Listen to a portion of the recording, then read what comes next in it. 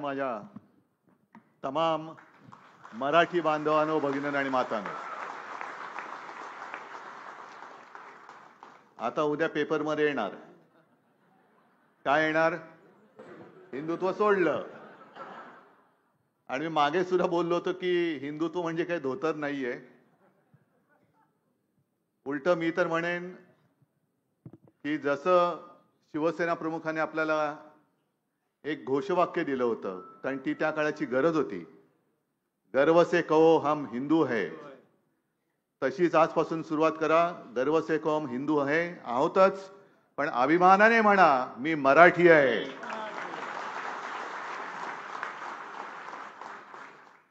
मी मराठी आहे, अभिमानाने म्हणा, स्वाभिमानाने म्हणा. कारण त्याच तर साठी शिवसेनेची स्थापना झाली.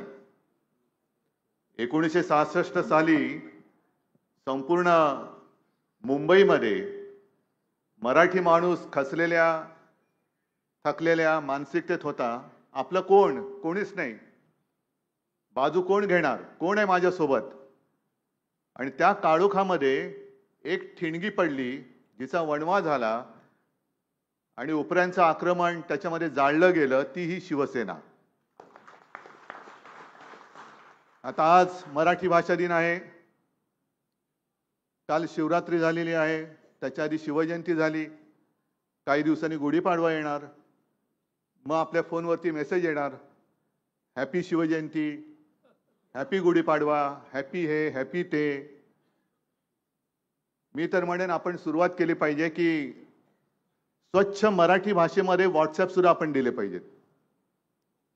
आता प्रदीपजी तुम्ही बोललात, ह्याची गरज आहेच. कारण बोलताना आता काल परवाकडे पंतप्रधान सुद्धा बोलले, कारण ते लिहून देणारे असतातच, अमृताशी पैजा जिंके आहे. पण अमृताशी पैजा जिंकणारी मराठी असेल आणि आहे तर तिच्या भविष्याबद्दल काळजी का व्हावी लागते आपल्याला? अमृताशी पैजा ना, अमृता म्हणजे अमृत. आता ह्याच्यात हसणार का काय? नाही, भलत्या चालत्या पैसा लावतच नाही आपण.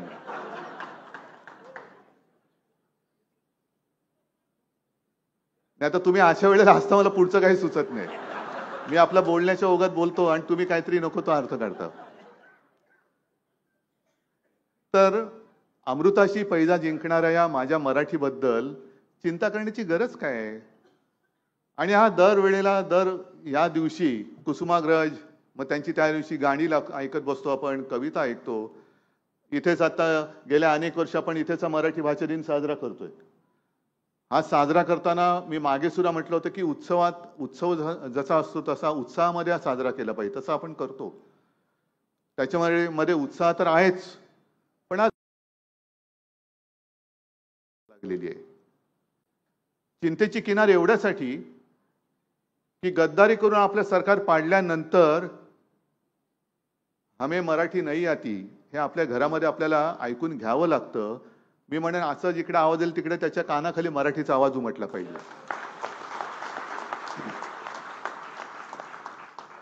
आणि तर आपण मराठी, नाहीतर महाराष्ट्र राज्यगीत आहे, काळ्या छातीवरी कोरली अभिमानाची लेणी, दिल्लीचे तख्त राखितो वगैरे वगैरे, नुसतं ऐकत जायचं का आपण? आता त्यावेळेला लिहिलं ते राजा बडेंनी लिहिलं, मला वाटतं खळेंनी ते संगीतबद्ध केलं, शाहीर साबळेंनी ते आपल्या पहाडी आवाजात गायलं. आणि आजही आपण वाह करत बसतो. नुसतं वाह करण्यासारखं नाही, त्याच्यासारखं वागा. त्या गाण्यामध्ये जे काय महाराष्ट्राचं वर्णन आहे त्याच्याप्रमाणे आपण वागलो तर मराठीला सुद्धा अभिमान वाटेल की अरे ही माझी आहेत, ही माझी मुलं आज सुद्धा अभिमान वाटावी अशी ती वागतायत. तीच खरी आपली मातृभाषेची शिकवण आहे, तीच शिकवण आहे.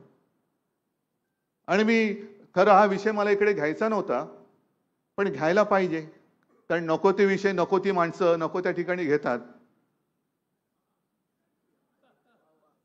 आता काल परवाकडे आपलं मराठी साहित्य संमेलन झालं. तर साहित्य संमेलन झालं का आणखीन काय संमेलन होतं दिल्लीमधलं, त्याच्यात पंतप्रधान जे बोलले ते बोलले. पण विशेष म्हणजे त्याच्या ज्या अध्यक्ष आहेत भवाळकर बाई, त्यांनी जे काही विचार मांडले त्याच्यावरती चर्चा व्हायला पाहिजे होती. त्याच्यासाठी ते संमेलन होतं.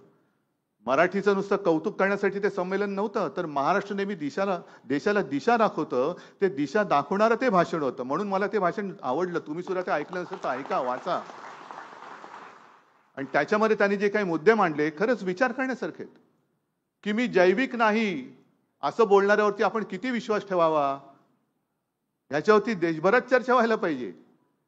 की जो सांगतो की आता मला असं वाटतं की माझं जन्म मुझे भगवान ने भेजा है, आणि त्याच्यावरती आपण विश्वास ठेवतो. नाही, महाराष्ट्र हा तसा नाहीये. अगदी साधू संतांची शिकवण घेतली तरी सुद्धा साधू संतांनी आपल्याला जगावं कसं आणि नेमकं जगणं म्हणजे काय हे दाखवून दिलं. म्हणून तर ते साधू संत झाले. आणि त्यांनी जे काय सांगितलं, भावाळकरबाईंनी सांगितलं, आणि खरं आहे. त्याच्यानंतर त्या कुंकवाबद्दल बोललेल्या आहेत. किती जणांनी विचार केला त्याच्याबद्दल, किती जणांच्या डोक्याचा विचार आला होता. म्हणजे माझे आजोबा जे विचार देत होते म्हणून त्यांना प्रबोधनकार म्हणतात, त्या विचारांशी मिळते जुळते त्यांचे विचार आहेत. अगदी कुंकवावरनं त्या ज्या काय बोलल्या. तसंच मला जे काय वाटतं ना, की आपण कशी नेमकं कुठे जायचं आपल्याला तेच कळत नाही.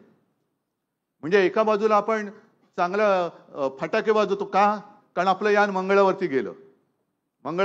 आपलं म्हणून आपण अभिमान तो मोठ्या चांगल्या ह्याच्यात करतो की बघा आमच्या देशाचं यान मंगळावरती गेलं. आणि मंगळावरती यान उतरत असताना पृथ्वीवरती आपण माणसाच्या पत्रिकेत मंगळ शोधत असतो. म्हणजे मंगळावरती माणूस आणि इकडे माणसाच्या पत्रिकेत मंगळ, नेमकं जायचंय कुठे तुम्हाला. ह्या सगळ्या ज्या काही गोष्टी आहेत, काय माझं म्हणणं आहे की केवळ धार्मिक कर्मकांड करणं म्हणजे संस्कार नाहीत, तर चांगला नागरिक म्हणून जगाला शिकवणं म्हणजे संस्कार आहेत. मी केलं ना, आता सुद्धा मला गंगेचं पाणी दिलं आहे. काय ते नमोमी गंगा वगैरे आहे, सगळ्या गंगेबद्दल मान आहे, सन्मान आहे, सगळं आहे. पण मी जाऊन नुसतं गंगेमध्ये स्नान करून आलो, इकडे 50 खोके घेतले आणि तिकडे डुबकी मारून आलो. उपयोग काय त्याचा. इकडे घ्यायचं, इकडे गद्दारी करायची, महाराष्ट्राची गद्दारी करायची. 50 खोके घ्यायचे आणि तिकडे जाऊन डुबकी मारून आला म्हणजे कोणाचं पाप नाही धुतलं जात. गद्दारीचा शिक्का तसाच राहणार आहे, किती डुबक्या मारा.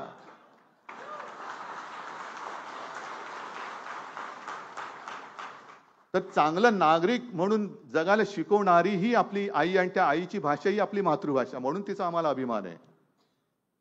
त्याच्यानंतर दुसरे ते संजय सोनवणे सुद्धा जे बोलले, संजय सोनवणेच ना, की रामराम आपल्याकडे एक पद्धत आहे, म्हणजे होती म्हणायची का आहे अजूनही कळत नाही.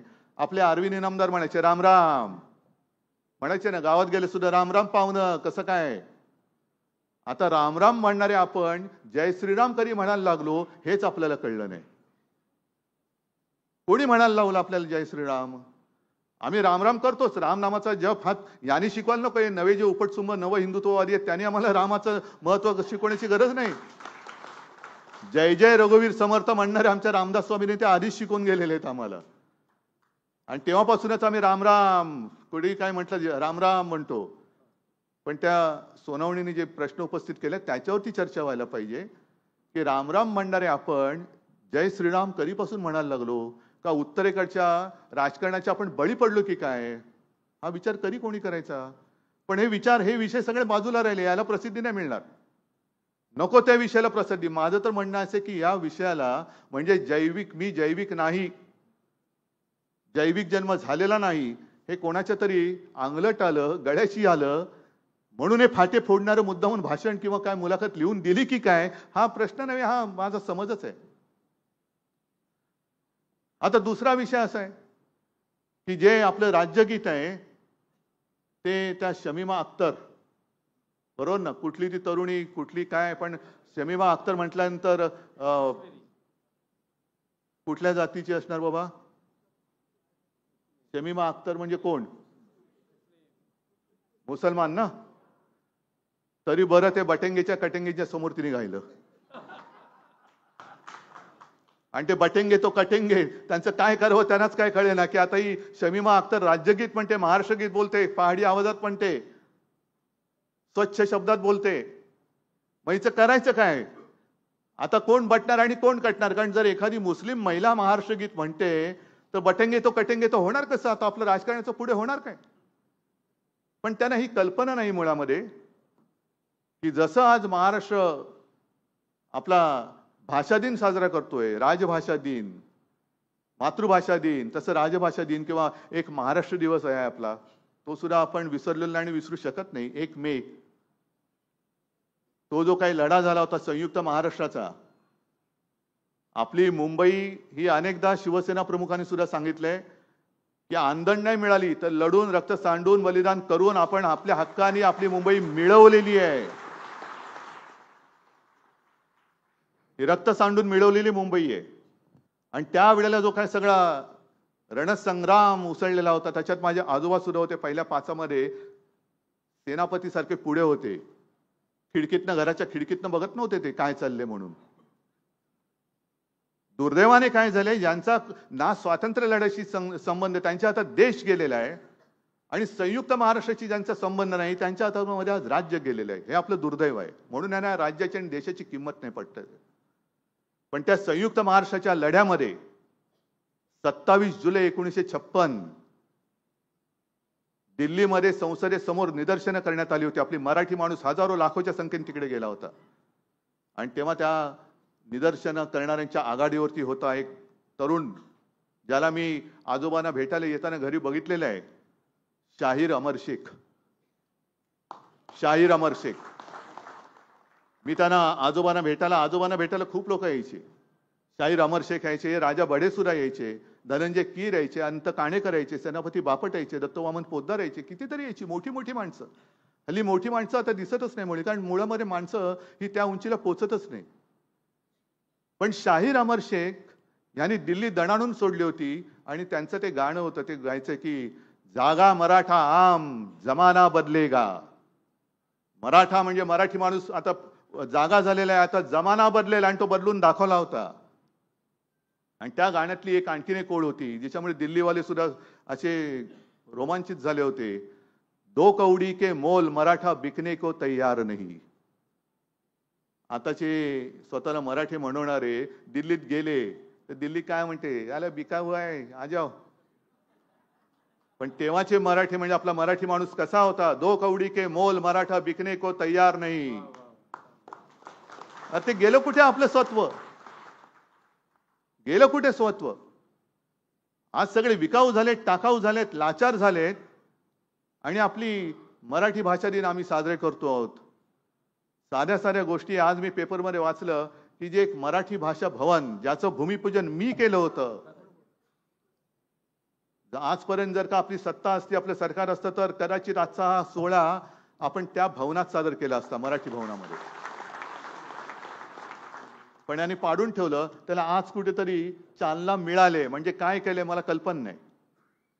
पण त्याच्याच समोर आणखीन एक गोष्ट आपण करणार होतो, आणि ती मी करणार, नक्की करणार. मराठी रंगभूमीचं पूर्णपणे इतिहास सांगणारं, त्याचं वाटचाल सांगणारं दालन, ते बिर्ला तिकडे आहे ना चौपाटीवर, बिर्ला क्रीडा केंद्र ना. हा, नाही तरी थिएटरवाले घाबरतील. बिर्ला क्रीडा केंद्र, तिकडे मराठी रंगभूमीचा इतिहास सांगणारं दालन आपण करणार, म्हणजे करणारच. कारण मध्यंतरी मी पेपरमध्ये वाचलं, मला वाटतं महाराष्ट्र टाइम्समध्ये आलं होतं, त्याचा शासन आदेश निघाला होता. सगळे आराखडे मंजूर झालेत, फक्त भूमिपूजन करायचं आणि काही इकडे तिकडच्या काही परवानग्या होत्या, ते झालं की काम सुरू झालं असतं त्याचं. पण ते काम याने आता रद्द करून त्यांच्या लाडक्या कॉन्ट्रॅक्टरला द्यायचं चाललेलं आहे. का? Banquet hall. कसलं बँक्वेट हॉल आणि पार्किंग, म्हणजे सगळे परत उपरे येणार तिकडे. मुंबई ही माझ्या महाराष्ट्राची राजधानी आहे. आणि या महाराष्ट्राच्या राजधानीत ज्या एका आपल्या रंगभूमीने जी मी असं म्हणत नाही की रंगभूमी केवळ मनोरंजन करते, रंगभूमीने सुद्धा समाजासाठी खूप मोठं योगदान दिलेलं आहे. वेगवेगळ्या प्रकारची नाटकं राजकारणी करतात ती वेगळी, पण त्या वेळेला आवश्यक असणारी नाटकं ही त्यांनी रंगभूमीवर आणून, मग ते कोल्हटकर असतील, खाडीलकर असतील, कोणी असतील, सगळे असतील, त्यांनी त्या वेळेला आणली. आणि समाजाने काय करायला पाहिजे हे नाही म्हटलं तरी शिकवण दिली. मग ती संपूर्ण एक इतिहास सांगणारं ते दालन हे आपण नाही बांधणार तर दुसरं कोणी बांधायचं. आणि आता हे जे बाळासाहेबांचे विचार, दुबईला जाऊन क्रिकेट मॅच बघतात हिंदुस्थान पाकिस्तान, हे बाळासाहेबांचे विचार सांगणार आम्हाला. नाही, हिंदुस्थान पाकिस्तान क्रिकेट मॅच कुठे हो, दुबईत असली तरी तिकीट काढून आम्ही जाऊ आणि सगळ्यांची पोरं बाळ तिकडे जाऊन मॅच बघतायत आणि इकडून आम्हाला बाळासाहेबांचे विचार शिकवतायत. का तिकडे आवाज का उठवत नाही? मंत्रीपद नाही मिळालं तर गावी जाऊन बसता. मग इकडे मराठी रंगभूमीचं दालन जे आम्ही करतो आहोत त्याचे सगळे आराखडे मंजूर आहेत, शासन आदेश निघालेला आहे. नाही ते रद्द झालं तरी चालेल, पण तिकडे सुद्धा कॉन्ट्रॅक्टर आला पाहिजे, तिकडे सुद्धा उपरेच घुसले पाहिजेत. आम्ही घुसू देणार नाही. जर तिकडे कोणी तिकडे वीट रचायचा प्रयत्न केला तर सगळा मराठी माणूस येऊन तिकडची ती वीट उखडून फेकल्याशिवाय राहणार नाही. तिकडे रंगभूमीचा दालनच आम्ही करणार. करा ना, असे काहीतरी निश्चय करा. निश्चय केल्याशिवाय काही होत नाहीये. आणि कुसुमाग्रजांचं अरविंद, मला थोडंसं, मी पण 2 ओळी लिहून आणल्या. मला वाटलं अरविंद नेमकं त्याच बोलतात की काय, पण नाही, जरा बरं वाटलं म्हणून मी 2. काय होतं, मला वाचून नाही बोलण्याची सवय, कारण वाचून बोलायची सवय झाली असती तर कदाचित मी जाऊ दे आता, म्हणून मी ते होत नाही, ते जाऊ द्या. तर मराठी भाषेचा म्हणजे असं आपण कधीच म्हणत नाही की दुसऱ्या भाषेचा दुश्वास करा, नाही, कधीच नाही. शिवसेना प्रमुखाने पण नाही सांगितलं. म्हणजे मराठी शाळा बंद पडतायत, दुर्दैव आहे. पण आता काय झालंय की पालक, म्हणजे आता माझी पण मुलं मराठी इंग्लिश शाळेत शिकले ना, तेव्हा किती काऊर उठलं होतं. मराठी करणाऱ्यांची मुलं इंग्लिश शाळेमध्ये जातात. पण आज दोघांनी, माझ्या दोन्ही आदित्यला आणि तेजसला उभं करा आणि मराठीत बोलून दाखवा, त्यांच्याशी ते कसे मराठी बोलतात ते पण बघा. ह्याचं कारण घरातले संस्कार. ज्या क्षणी आदित्यला इंग्लिश शाळेमध्ये आम्ही ऍडमिशन मिळण्यासाठी जात होतो तेव्हाच मला बाळासाहेबांनी सांगितलं होतं, मला आणि रश्मीला, की एक लक्षात ठेवा, इंग्रजी शाळेमध्ये घरामध्ये मराठी, आणि घरामध्ये ते डॅड मॉम नाही चालणार, इकडे आई बाबाच बोलायचं, कारण हे संस्कार आहेत.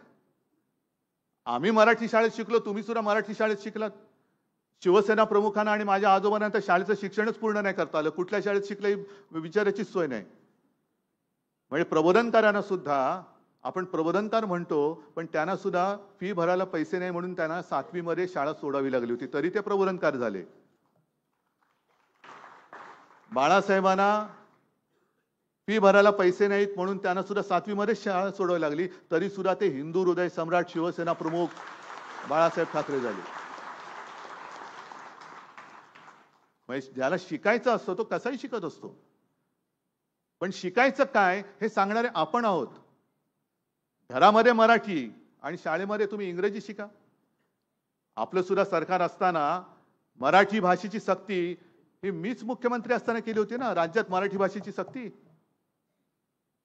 आज आता मी ऐकलं तेलंगणा आणि शाळेमध्ये तेलुगू भाषेची सक्ती केली. करायला पाहिजे. आम्ही महाराष्ट्रामध्ये मराठी बोलणार, कोण अडवणार आम्हाला? दुकानावरती सगळ्या पाट्या मराठीमध्ये पाहिजे हा कायदा मी मुख्यमंत्री असताना केलेला आहे. सुभाष देसाई तेव्हा मराठी भाषेचे मंत्री होते. पण आम्हाला संताप येत नाही.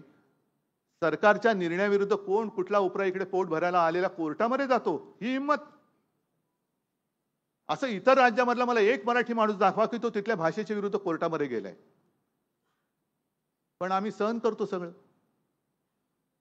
मराठी इकडे आल्यानंतर, महाराष्ट्रामध्ये आल्यानंतर आम्ही दुसऱ्या भाषेचा दुश्वास करत नाही. आहेत ना आज सुद्धा इकडे काही हिंदी भाषिक असतील, काही गुजराती असतील, कारण आम्ही हिंदू आहोतच, पण आम्ही मराठी सुद्धा आहोत. मराठी म्हणजे हिंदू नाही असं होत नाही, आणि हिंदू म्हणजे मराठी नाही असं होत नाही. आम्ही आमच्या मातृभाषेत बोलतो आहोत, आमच्या राज्यामध्ये, आमच्या घरामध्ये बोलतो आहोत. आज नाही का, काल माझ्याकडे ते बेळगावचे तो शुभम वगैरे आला होता, तिकडे सुद्धा कानडी आणि मराठी हा वाद चालतो. पण वैशिष्ट्य म्हणजे काय, तिकडे कन्नड भाषा म्हटल्यानंतर सगळे पक्षीय पातळ्या सोडून एकत्र होतात. मग ते काँग्रेसचं सरकार असो, भाजपचं असो, आणखीन कोणाचं असो, देवेगौडाचं असो, कोणाचंही असो, नाही, कन्नड भाषा म्हणजे कन्नड भाषा. तिकडे मराठी बिराठी अत्याचार ते करणार म्हणजे भाषिक अत्याचार करणारच. म्हणजे आपल्याला असं वाटतं की यांचं सरकार बरं नाही, यांच्याविषयी त्यांचं बरं होतं, त्यांच्याविषयी त्यांचं बरं होतं. तशी आपल्याकडे अजून एकजूट होत नाहीये. म्हणजे जो शिवसेना प्रमुखांनी आपल्याला पहिल्यांदा जो एक मंत्र दिला होता, जो मी 23 जानेवारीला सांगितलं होतं की 96 कोळी 92 कोळी, मराठा मराठेतर, ब्राह्मण ब्राह्मणेतर, 96 कोळी 92 कोळी, स्पृश्य अस्पृश्य, घाटी कोकणी, हे सगळे भेदाभेद गाडून मराठी माणसाची भक्कम एकजूट बांधा. तीच आज वेळ परत आलेली आहे. कारण आज नाही म्हटलं तरी हम करे सो कायदा हे त्या दोन जणांचंच. मी सगळ्या गुजराती समाजाविरुद्ध नाही, पण हे जे दोघं जण जे आहेत त्यांना महाराष्ट्र आणि मराठी खतम करायची आहे. मुंबईचं महत्त्व खतम करायचं आहे. मुंबईतला सगळा उद्योगधंदा बाहेर न्यायचा आहे. का सगळं हिरे बाजार नेला, सगळं नेलं. काल पेटंटचं कार्यालय नेलं, सगळं घेऊन जायचं आणि मराठी माणसाच्या हातामध्ये फक्त भिकेचा कटोरा द्यायचा. नाही, तो कटोरा तुमच्या तोंडावर मारून मराठी माणूस तुमच्या समोर हक्काने आणि स्वाभिमानाने देश पुढे नेल्याशिवाय राहणार नाही. नाही ते नाही, जाऊ दे, ते त्यांचं खाजगी आहे, आपल्याला काय करायचं. आणि आज कुसुमाग्रजांची जयंती आपण साजरी करत असताना, जन्मदिवस साजरा करत असताना जी दोन ओळी त्यांच्या ज्या मी मुद्दामून आणल्या होत्या, की असं मी परत परत सांगतो की मराठी भाषेचा अभिमान म्हणजे दुसऱ्या भाषेचा दुश्वास अजिबात नाही. या तुम्ही तुमच्या घरात, आम्ही आलो होतो, आम्ही तुमचा मान राखू, पण आमच्या घरात आलात तर तुम्ही माझ्या मातृभाषेचा आणि माझ्या आईचा मान तुम्हाला राखायलाच पाहिजे. आम्ही तुमचा राखतो, तुम्ही आमचा राखा. म्हणून कुसुमाग्रज जे बोललेत, परभाषेतही व्हा पारंगत, ज्ञान साधना करा तरी, माय मराठी मरते इकडे, परकीचे पद चेपू नका. पाय नका चेपू, नाही तर आपल्याला डोकं चेपायला आपलं कोण राहणार नाही. भाषा मरता देशही मरतो, हे त्यांनी त्या स्वातंत्र्य देवतेची विनवणी, त्याच्यातलं हे वाक्य आहे. ते स्वातंत्र्याला मला वाटतं किती वर्ष झाली होती तेव्हा, 50 वगैरे वर्ष झाली होती तेव्हा कविता लिहिली. देशासाठी आहे, पण आज मी महाराष्ट्रासाठी म्हणतोय. भाषा मरता देशही मरतो, संस्कृतीचाही दिवा विझे, संस्कृती सुद्धा विझून जाईल. आणि गुलाम भाषिक होऊन आपल्या प्रगतीचे शिर कापू नका. काही कमी नाही आपल्यामध्ये, अजिबात कमी नाहीये.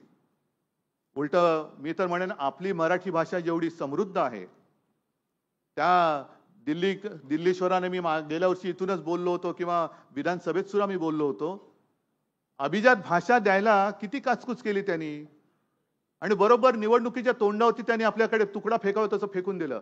जा, मराठी भाषेला अभिजात भाषेचा दर्जा दिला. अरे तुम्ही कोण अभिजात भाषेची दर्जा देणार आहे? कारण ज्या महाराष्ट्रामध्ये छत्रपती शिवाजी महाराज झाले, त्यांची भाषा ही मराठी होती, आणि छत्रपती शिवाजी महाराज झाले नसते तर तुम्हाला दिल्ली दिसली नसती. आज जी काय तुमची मस्ती, म्हणजे त्यांची मस्ती चाललेली आहे, ती मस्ती करायला शिल्लकच राहिले नसते. कारण शिवाजी महाराज झाले, या राज्यात जन्माला आले, म्हणून तर पुढचं आक्रमण थांबलं. पण तुम्ही शिवाजी महाराजांच्या भाषेला सुद्धा अभिजात भाषेचा दर्जा द्यायला तुम्ही सगळं किस पाडत बसलात आणि विलंब लावला, आणि निवडणुकीच्या तोंडावरती मुहूर्त साधून केलात. ती तुमची थेरं काय आम्हाला कळत नाही? अच्छा, खूप गोष्टी आहेत. पण मगाशी जी काय त्यांना कोणत्या भाषेत धन्यवाद द्यायचे, की मी मराठी, आणि त्याच्यात माझंही कौतुक केलं, शिवसेनेचं कौतुक केलं, तुमचं कौतुक केलं. तर मराठी म्हटल्यानंतर जगायचं कसं, हा प्रश्न आलाच. की मराठी पण आहे, हा कळला पाहिजे त्याच्या वागणुकीतून. पूर्वी जे असं म्हणायचे की मराठ्यांच्या घोड्यांच्या टापाच्या आवाजाने दिल्ली हादरायची, थरथरायची. आताचे जातात, त्यांची काय टाप आहे तिकडे दिल्लीश्वरांसमोर उभं राहायची. त्या टापा वेगळ्या, त्यांची टाप वेगळी. तर जगायचं कसं, त्या जगण्यावरनं कळलं पाहिजे की हा मराठी आहे. म्हणून जसं कुसुमाग्रज एक मोठे महाकवी होऊन गेले, त्यांनी आपल्याला काय काय दिलं, असे अनेक कवी आपल्याकडे झाले. त्यातले विंदा करंदीकर. आता विंदा करंदीकर म्हटल्यानंतर आपल्याला एकच कविता माहितीये, काय, देणाऱ्याने देत जावे, घेणाऱ्याने घेत जावे. ते आता सगळे ते देणारा देत गेला आणि घेणारा लुटत गेला. पण जगायचं कसं, तर विंदा करंदीकर यांनी लिहिलंय, असे जगावे दुनियेमध्ये आव्हानाचे लावून अत्तर. अरे आव्हान कसलं आव्हान, त्याचं अत्तर म्हणून लावतो जा. आव्हानाचे लावून अत्तर, नजर रोखून नजरेमध्ये आयुष्याला द्यावे उत्तर. जय हिंद, जय महाराष्ट्र.